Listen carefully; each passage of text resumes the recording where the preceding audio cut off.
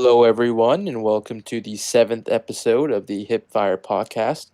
I'm your co host, Yasser, joined by my other co host, Seth, and today we'll be covering the CDL London Open. Before we do that, let's take a look at where all the teams currently stand in the CDL. We see at the top of the leaderboard, we have the Atlanta FaZe, Chicago Huntsmen, Florida Mutineers, and Dallas Empire. Now, we can confirm as of right now that top four indeed will stay our top four in the standings. And congratulations to all those teams. They'll all get a bye when it comes to champs.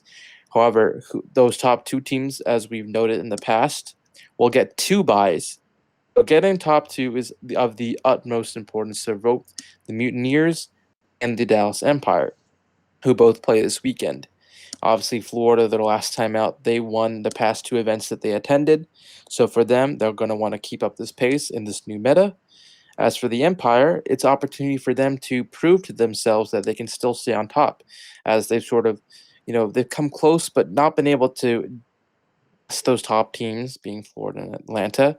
And for them, they have the biggest hill to climb in order to get to that top spot. But as I've seen on actually the Reddit, thanks to I believe his username is Project Wyvern21. He posted on the CompCod Reddit about how every single team can possibly get the first seed. And just for me to break that down very quickly, for the Atlanta FaZe, for them to get automatically first, all they need is 50 points in their last event, or in other words, winning it. Now, they can also get, that means if they do that, that means they're automatically first. No other team can catch them. Now, they can still win by even getting 0 points at their last event if Chicago gets less than 30, and Dallas and Florida both get less than 60 and 50, respectively, in these last couple events. For the Huntsmen, if they want to get first, they not only have to win the last event, but they also need Atlanta has to get less than 20, and Dallas has to get less than 80, and Florida needs less than 70. For the Empire to get first, the only way they can automatically get first is by winning the last two events. They can also place around first and second if they get around 70 to 80 points, which is roughly around making semifinals and a finals for one of those events, and even winning one of those events, quite frankly. For Florida, 100 points automatically first, which is winning both events. If they get 80 points, Atlanta needs to get less than 30 because they don't win the tiebreaker. And then so on, 70, 60. They need the other teams to get less points. But obviously, the biggest hill to climb will be for Dallas. For the most part, FaZe seems to have the top two spots secured. So for these top teams, in particular Florida and Dallas, they have a lot of ground to make up at this next event. But Seth, as we look down the leaderboard, what else do you take of interest? Yeah, so out to the top four, the next couple spots, the fifth, sixth, and seventh. Those guys, in my eyes, are pretty much secure. Subliners, Rockers, and Ravens. I don't see any of the bottom teams passing them up. So for them, looking forwards, these weekends are just practice for champs. They can interchange amongst each other, but for the most part, they just got to get some good reps, good practice in, and go looking for champs. And then the real good, gritty competition comes in the bottom five. So with Optic right now sitting in the eighth spot, it's a 20-point jump from them to the bottom. So there's a lot of competition here, and these teams are hungry to avoid the loser bracket because it's not a place you want to be. But for me, I think the real battle is between Optic and Ultra because I think Paris and Gorillas haven't really shown enough. I thought last weekend people were wondering if the Gorillas could make that leap, and they didn't. And Paris, it's just been too negative. It's been too many games of losing. They finally beat the Gorillas last weekend. But if that's the only team you can beat, it's still not really looking very good for you guys. They're going to play the Gorillas again this weekend, so one of those teams might get an extra 10 points out of that matchup, but that's not going to be enough in my eyes to secure the 8th spot, which leaves the Ultra. I just haven't seen enough from them. They had a whole month of practice, so you imagine they got better, but have they gotten better enough to get more than 20 points at least to get to the 8th spot? I don't think so. I don't see them making a semifinal, so for that reason, Seattle, in my eyes, are not going to get top 8. Which again means Optic versus Ultra. And this is really important between these two teams because they actually play each other in 2 weeks from now, the final weekend. It's the first match in the group stage is against each other, which is going to be a super high pressure map for both teams. The only thing for Optic is if they come out this weekend and do well, let's say make the semifinals and come out hot, that is going to take so much pressure off that matchup in 2 weeks. So for them, this weekend's huge. They need to get a little distance from Ultra and kind of keep themselves at the top 8 spot because they picked up two guys that are relatively young in the challenger scene with Hollow and Draza. They don't have a ton of experience. So for them, if you don't have a good weekend this weekend and all the cards are on the table for the next one and they have to beat Ultra in that matchup, it's going to be a lot of pressure for those two young guys to deal with. I know they have a guy like Slasher at the helm, but it's still going to be tough for those two guys. And if one of them has a bad map, it could spiral the whole thing out of control. So for them, this weekend, it's huge. It's really important. And it looked better in the scrims, apparently, so we'll see how they do. So with that, why don't we get into our Group A predictions, yes? Yeah, for Group A, just one last note on the standings. When it comes down to the champs prize pool breakdown, I forgot to mention, I mean, give you an idea of how important getting top 2 is and getting the best opportunity champs. This year, the prize pool is unlike any other. I mean, $2 million alone for the first team, that's $400K per player, is just absolutely absurd. I mean, in the champs in the past, the top prize money for players was $100K, and now you're talking about 300 more K. That's like essentially winning 4 champs in the past. I'm sure Eamon or Karma Barlow, he definitely feels kind of slighted in that sense that this prize pool couldn't have been at other champs, but it just shows you how important that drop is because it goes from 2 mil to 1 mil for second place to 500K for third, and fourth is just I believe 300K. So the prize pool discrepancy between those top 4 spots, it just shows you how important it is to give you the best opportunity at this event in particular. But let's move on to Group A. So as you see in our Group A placements, we have both the Florida Mutineers and London Royal Ravens making it out. As for the matchup breakdown, look at the Ravens versus the Surge. It's very difficult to exactly tell what to expect from the Surge. Obviously, we saw in the last event with the new fill-in Proto, and they actually had some promising performances. Their Map 5 performance against FaZe, which they unfortunately dropped, which gave us the Stay Tuned meme. Thanks for that. As for the Ravens, we saw them at the last event, and they've had close matches. They took New York to map 4, unfortunately losing the S&D. Oh,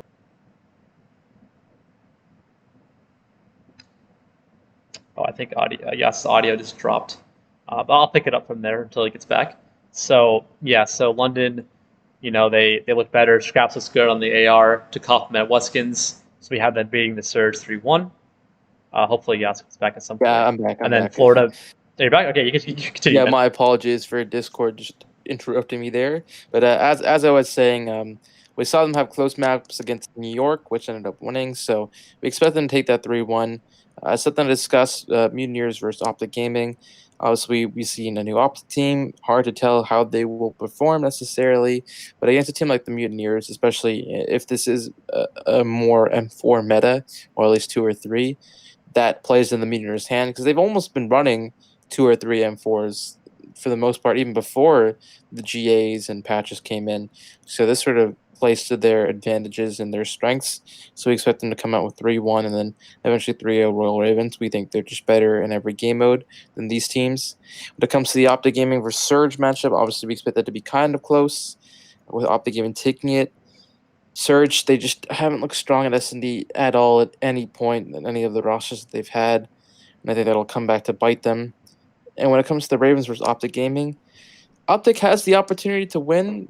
It's just hard to tell because we haven't seen enough of them. There's not enough talk about them for us to even consider putting them ahead of the Ravens at this point. We do expect certain players, the Ravens, to at least need to step up, as Seth and I will touch on later. But we do end up believing that they will come out on top in the series. That's giving us Florida first and London second from this group.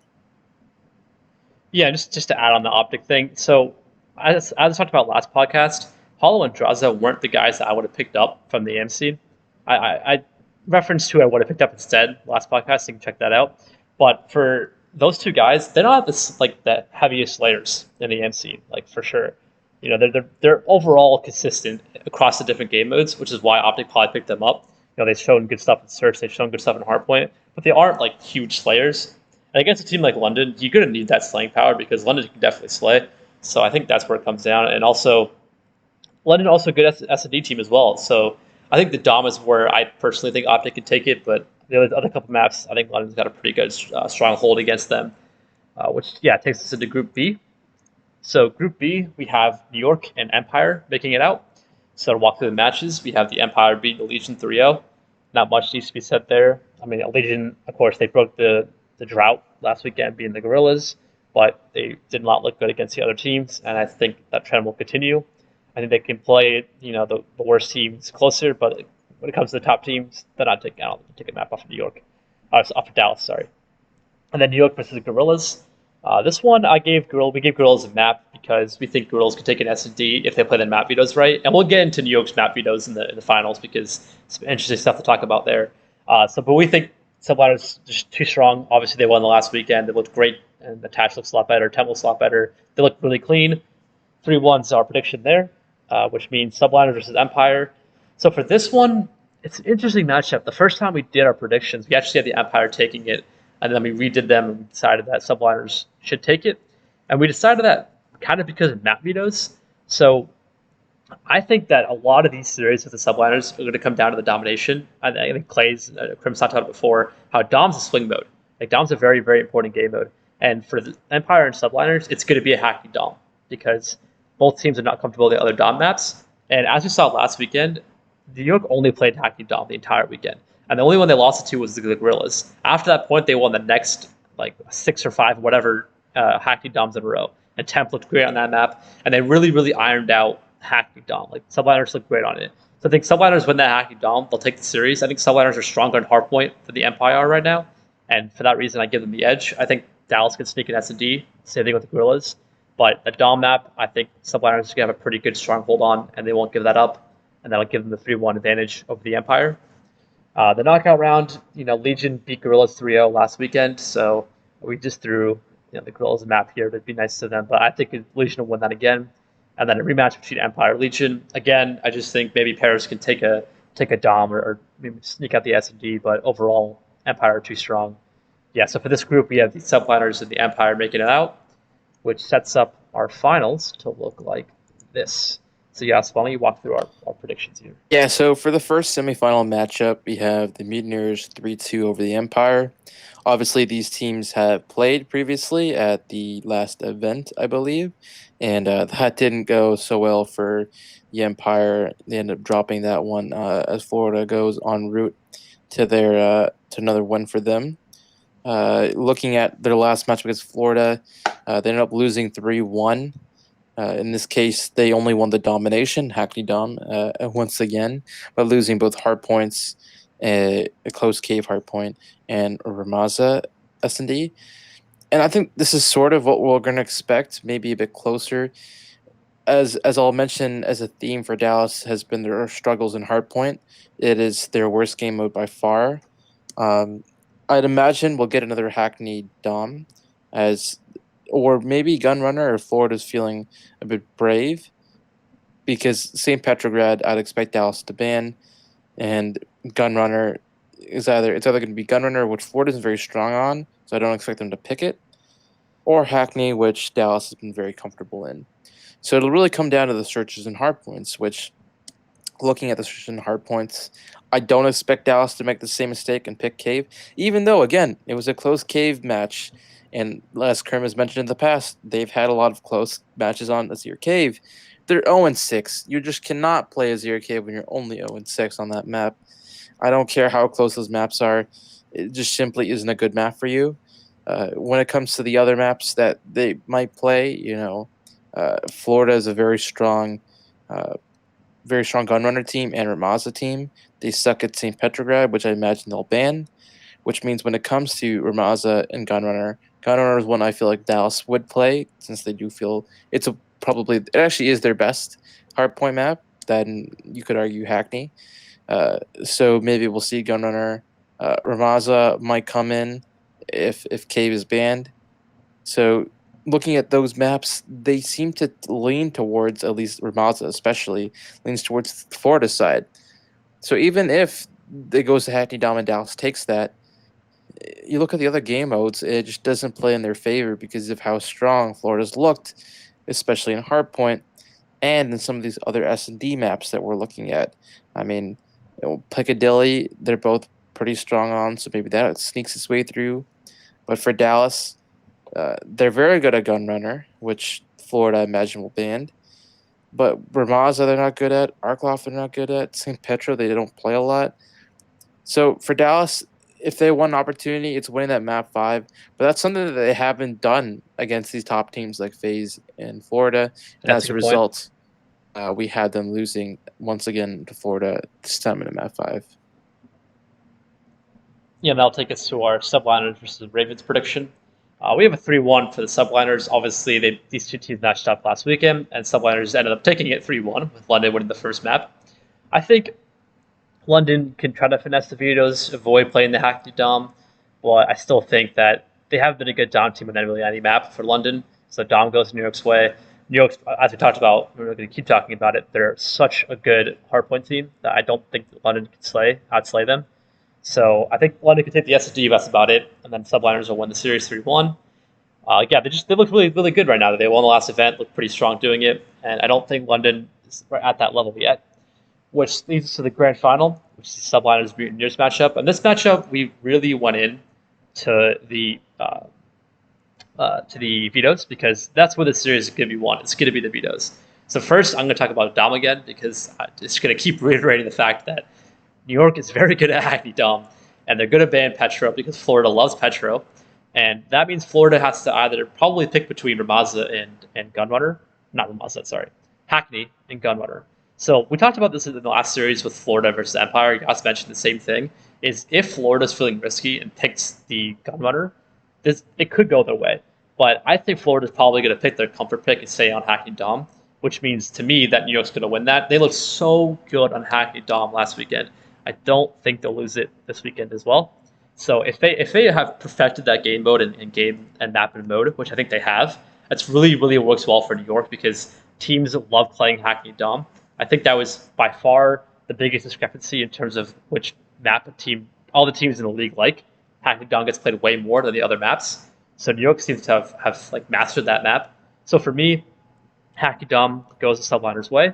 To go to the hard points now, it's a bit more difficult. So like, Yas, why don't you break down the hard points for in this series? Yeah, the hard points will be a lot more interesting to call, considering if we look at their previous matchup at the Paris Open, it was a Gunrunner hard point and Ramaza hard point. New York took the Gunrunner, and Florida took Ramaza as they went on to reverse sweep New York.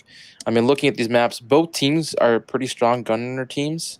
New York's 10-5, while Florida's 8-3. So I imagine that'll be another pick where both teams end up picking it, and we see those two teams fight it out on Gunrunner. As for the second map, that's a little more interesting. Florida's a very strong Ramaza team, 7-3, and as I noted, they won the last time these two teams played, and they won pretty dominantly. It was a 250 to 133 score, so New York really didn't have much of a chance in that map, at least. So we look at the other maps that maybe New York could bring into the rotation to give themselves an opportunity. We look at Florida. Their permaban seems to be St. Petrograd, so obviously we won't see that. And for New York, their permaban seems to be Azir Cave, so that leaves the last two maps as either a Hackney or a Ramaza. And this is where things get interesting because there's no guaranteed, depending on which team picks Gunrunner. Let's say it's Florida. That means that allows New York to pick Hackney, which they felt comfortable on, at least in comparison to Ramaza.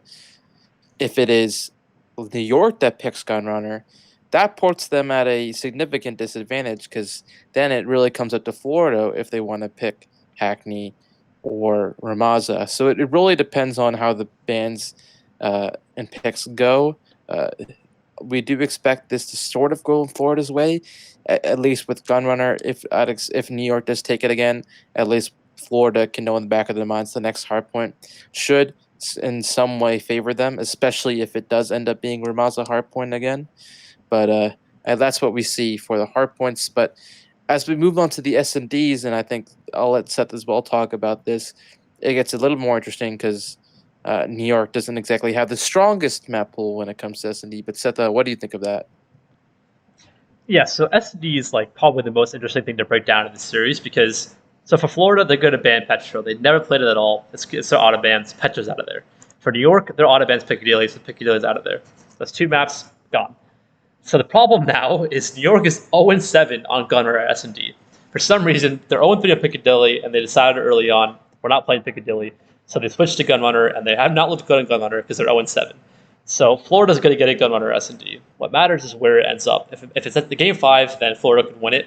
But if it's the game 2, I think Subliners are fine giving that up, losing it there, which means the other S&D map comes into play.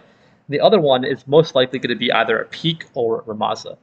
And that's interesting because Florida is 6-4, Armaza and 3-6 on Arclov Peak, and New York is 7-2 on Armaza and 4-6 on Arclov Peak, which means Armaza is the most likely option since both teams are more comfortable on Armaza.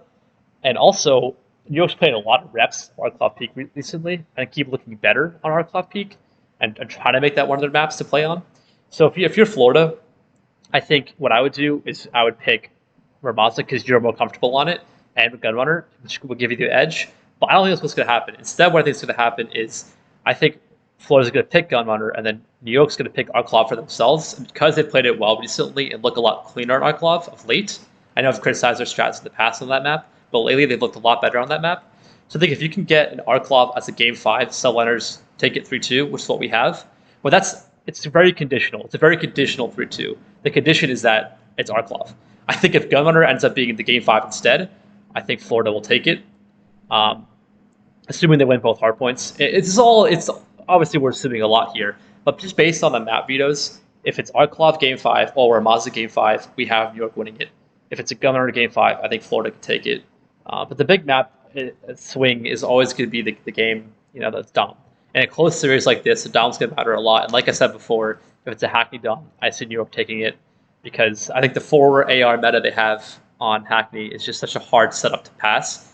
It's so hard to break them. And, I think that'll be really tough for teams to figure out. Because even if Talman comes back, if they still run that 4 AR meta on Hackney Dom, it's going to be rough. So that's why we gave the edge to Subliners. It's because of the Dom and because if the vetoes go their way, S&D, they'll win it.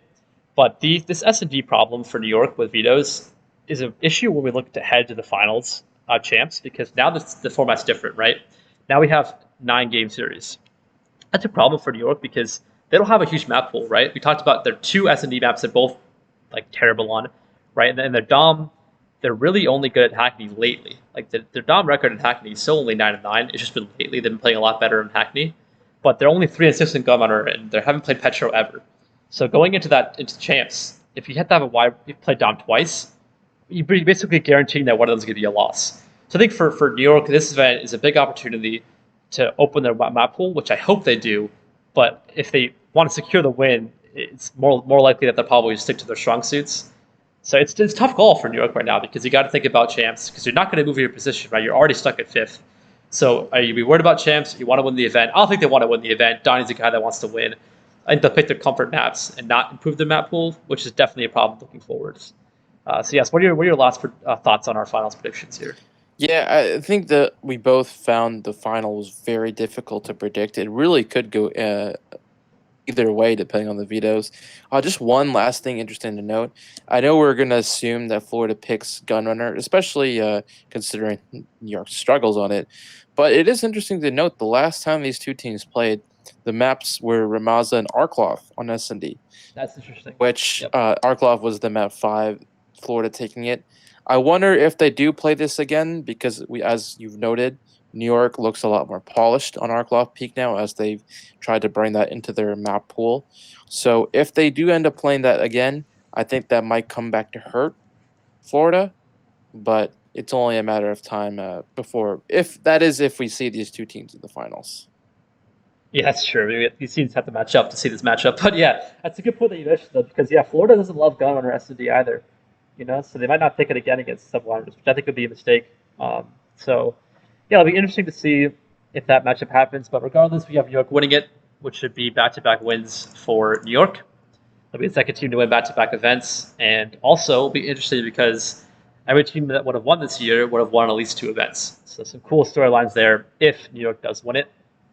That wraps up our thoughts about the event this coming weekend.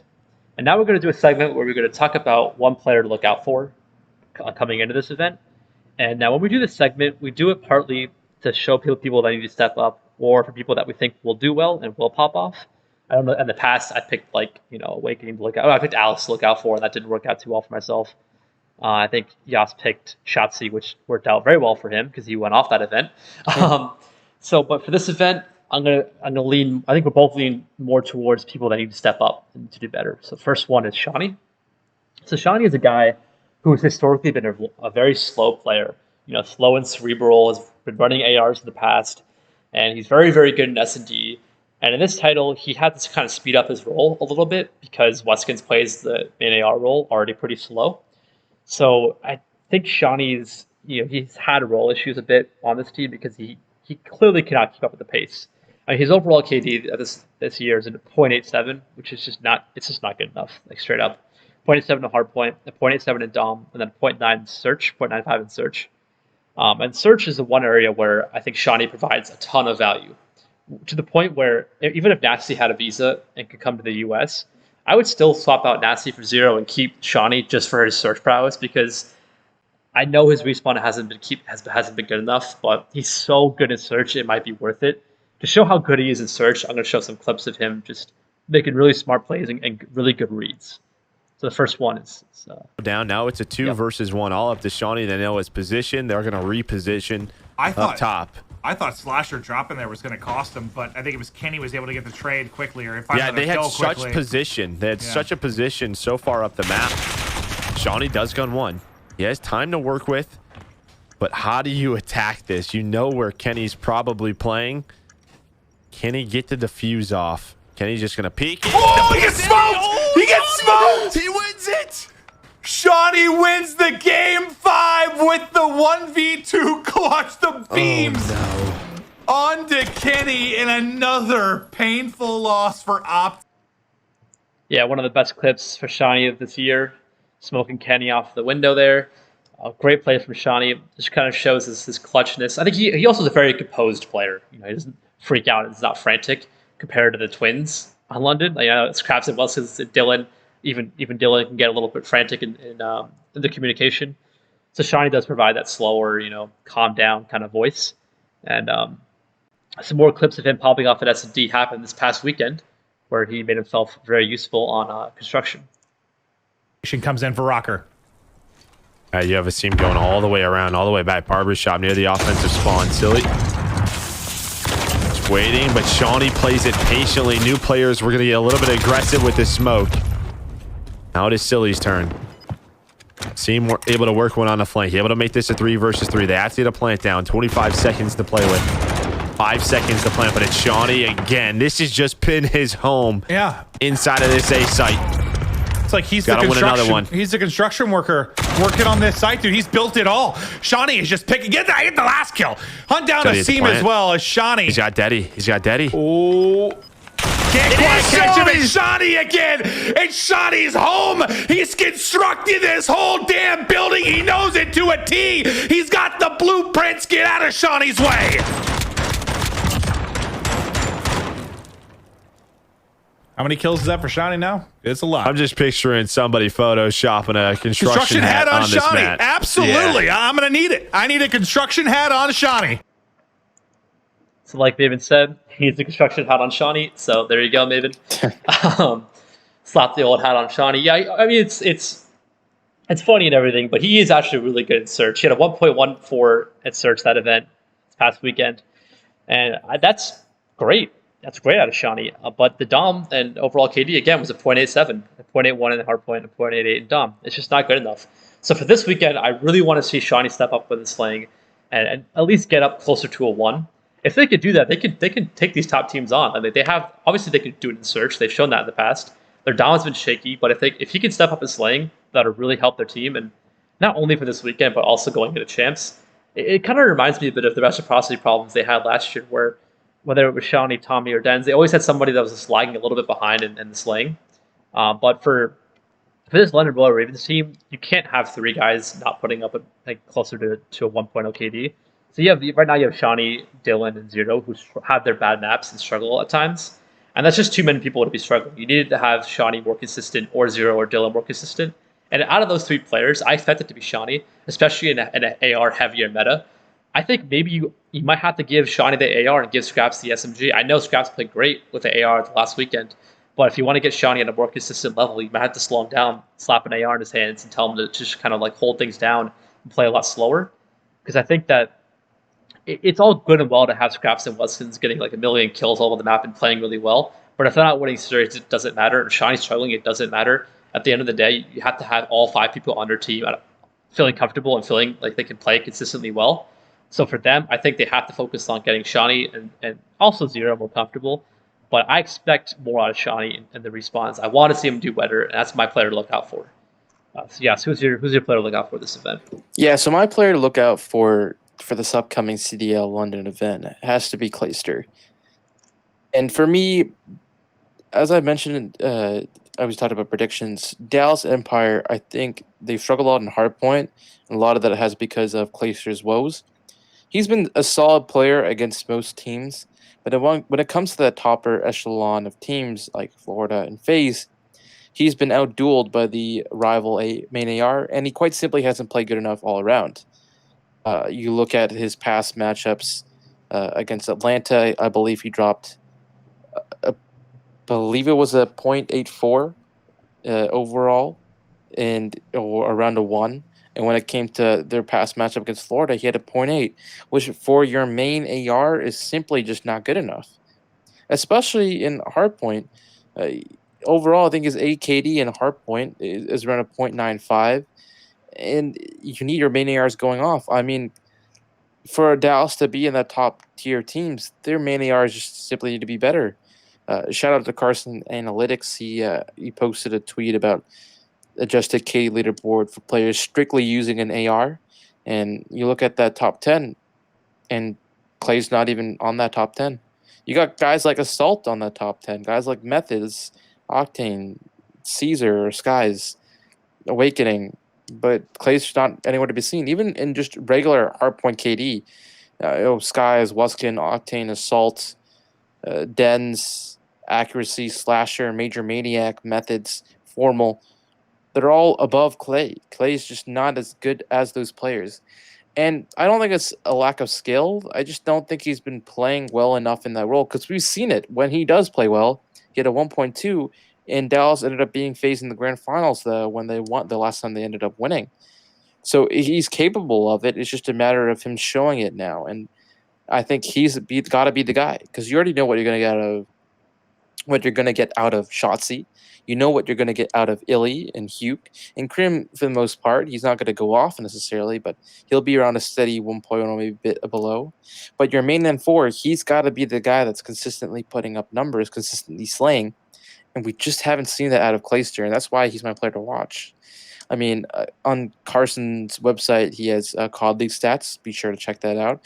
He has a lot of advanced stats, and one of them is wins above replacement, which is essentially the estimated number of map wins a player would provide if playing on a league average team. And for Clay, he's towards the bottom. It'd only be 3 extra maps. His hardpoint win probability is below 50%. He just simply hasn't been a strong enough player on this Dallas Empire team, and that is one of the reasons why they have not been able to get wins against teams like Florida and Atlanta. So for me, it's got to be Clayster. He's got to be the one to step up, particularly in hardpoint, if they want to have an opportunity to win and get that top 2 seed at champs. Yeah, definitely. I think Clay's the guy. He's got to play better. And he did earlier this year on LAN, like Yas mentioned. He had good performances in the past.